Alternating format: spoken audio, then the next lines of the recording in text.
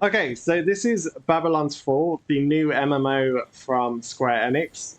It will come out next year. We are doing closed beta 3, which is open to PC players and PS4 players, and I think Xbox players as well. So basically, it's a dungeon crawler. There's like a little quest board over here, which is where you can get all your quests from. So basically, your quests are all based in the Tower of Babylon. We only have the Civic Cloister available at the moment. So you start on dungeon level 1, and you progress up to dungeon level 2, dungeon level 3, dungeon level 4, dungeon level 5, and dungeon level 6. Now, you start on dungeon level 1 with a recommended power score of 1. Then it goes to 4, 7. Then it jumps up massively to 20, then to 30, and to 40. And the only way to progress is by repeating the same dungeon each time to get better gear. So each time you complete a dungeon, you get better and better gear. So it's a very sort of grindy MMO. You want to get as much gear as you can to enhance your playstyle and progress in the game. Now, in the closed beta, there doesn't seem to be that much that you can do. There is a little shop over here, which basically lets you buy equipment for your level, but only grey equipment, which basically doesn't really give you any stats. You want green or blue gear to be sort of the best and give you more enhancements, better stats. There's probably also legendary gear in the game, but we haven't got that far. Again, you can sell stuff. One of the gripes in the game is you can only seem to sell stuff individually. There's no option to pick multiple items to sell, which obviously when you have a big inventory full of gear, it's going to take a long time. There's also a trading post in the game, which again, we don't seem to have been able to do. It says that we can appraise relics, but we don't seem to have got any relics in the game or figured out what a relic is. Because in this game, they call chests relics. So I'm a bit confused at that.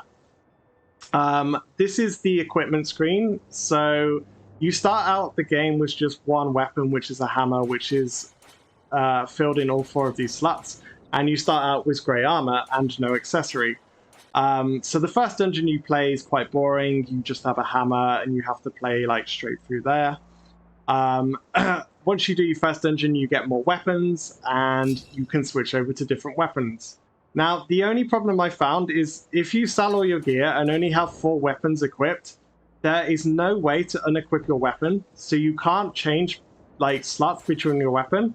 So your square weapon and your triangle weapon build up your stamina and do basic attacks. Your L1 and R2 use your stamina to do a big charge attack. So you kind of want a melee weapon and a ranged on your normal attacks to raise your spirit. And then you kind of want to use whatever you want to use on your back. I have found the wand to be the best weapon in the game. If you charge up the wand with all your spirit and let it go, you can do like 4,000 damage per enemy, which pretty much one-shots most enemies. So I have found the best build to use so far is to use a sword and a bow to build up your spirit, and then use your wand as your main DPS attack. And then you also have a rod, which does an enchanted field, which is kind of, it seems to be a protection field, but it doesn't seem to work that well, and I've not tested it enough to know exactly what it does, but I would imagine that kind of helps your party a bit. You eventually get an accessory later on in the game, which gives you enhancements. So this gives us Petrify resistance and Daze resistance, which again, over the course of the game, you should unlock more slots, which will buff your character even more. Same with armor. You start with grey armor like this, which gives you no enhancements. Sometimes it gives you some stats, sometimes it doesn't. Whereas green armor always gives you stats and gives you an enhancement. And then you have blue armor as well, which gives you 2 enhancements and even better stats. So it's always better to go for blue or above armor. If you have a choice between like a grey piece of armor and a green armor, always go for the green armor. If you have a choice of blue, always go for the blue. And then obviously as the game progresses, there's probably legendaries, which are probably orange. So it's worth going for that. There's also this option called Gideon Coffin. Now, in the game, we haven't seemed to unlock it, but at the start of the game, when you do character creation, which I thought wasn't great. The character creation in this game seemed really basic and needs a lot of work. So I'm going to send some feedback to Square and just say I'd like you to look at your character creation and kind of improve that a bit more. But there's 3 races to pick from, and each race has a different Gideon Coffin substat that you're allowed to use in the game. I'm not sure when you unlock Gideon Coffin, but basically it gives you the race that I've picked, the Agavian, gives you a health life siphon. So you can life siphon health from enemies. But as I said, I haven't had a chance to play it, so we'll have to see what that's like later on in the game or on release. Items, it says relics, but again, we haven't got any relics in the game, so I'm not fully sure what relics are. The equipment is just what you pick up, and others, again, we haven't had any of that. The community basically just tells you your profile and any players that are around you. You do get a HQ code, so if you want to play with friends, you can input HQ code, type in the code top right of your friends, and you should be able to join in their party. I've not been able to test that because I've not had anyone to play with. The options, you just have generic options, language controls, game settings, display sound. Nothing usual, pretty much all the same stuff. Same as news, private messages, report bug inquiries and return to title. Nothing really to talk about there. There is a NPC over here which talks about the Gilded Coffer. So I don't know whether you will get this later in the game or whether you'll have to wait for open beta or release. There's also 2 areas over here which are blocked by guards. If you talk to them, it says, those without a pass may not proceed. Please turn around and go back. So I would assume that on release that the game opens up more and you're allowed to go through the gates. There's also an NPC in here, which I don't know if this is just for beta or this will be in full game, but if you talk to him, you can basically change your character. So I can show you the character stuff. So you can change your name, you can change your voice, you can change your face type. But again, there is only 6 face types. It's very, very basic. Like, even the skin colors, like if you look for all the skin colors, it's not really that much difference of blends. So they're not that great. Same with eye colors. Again, like, you don't get that many different blends. Like, they're all blues and greens. Like, okay, I mean, yeah, most people have blues and greens, but you kind of want to use some other stuff. So yeah, the character creation to me just seems very basic. I mean, if people like character creation, then you probably won't really get on with it. If you don't like character creation, then that's fine. It won't bother you at all. There's also these little guys that play music, which is really cool music, but I don't really know what they do. He says in battle, just remember, numbers count. If you're thinking of going any quests, go as a group. So it's basically telling you that this is a multiplayer game. You can play solo, but it's easier to play as a group. And then, as I was saying, you've got this other place over here which says, sorry, can't let you go any further. And this guy, I think, said something else. Yeah, this path leads to the Ziggurats core. No entry is allowed. So I'm guessing that again, will only open on release.